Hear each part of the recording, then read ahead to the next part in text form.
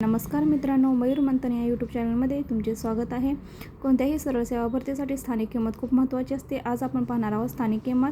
स्थानिक किंमतीची व्याख्या आहे संख्येतील कोणत्याही अंकाची स्थानिक किंमत ही संख्येमधील त्याच्या स्थानावरून ठरवली जाते. उदाहरण आहे 13,456 अंक दिलेले आहेत.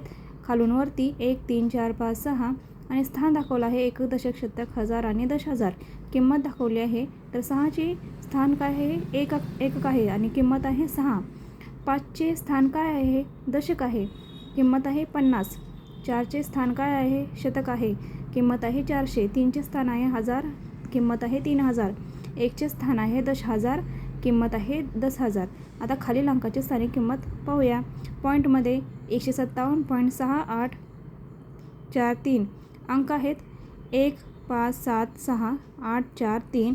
स्थानिक किंमत आहे 1ची 100 आणि घातांकी स्वरूपात लिहायचं असेल तर 1 गुणिले 10चा वर्ग. 5 या अंकाची स्थानिक किंमत आहे 50.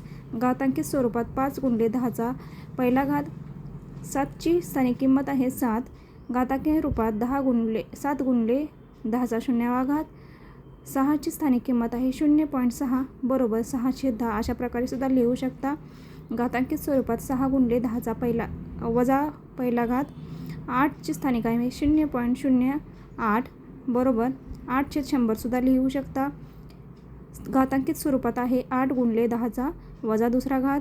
4ची स्थानिक किंमत आहे 0.004 बरोबर 4/1000.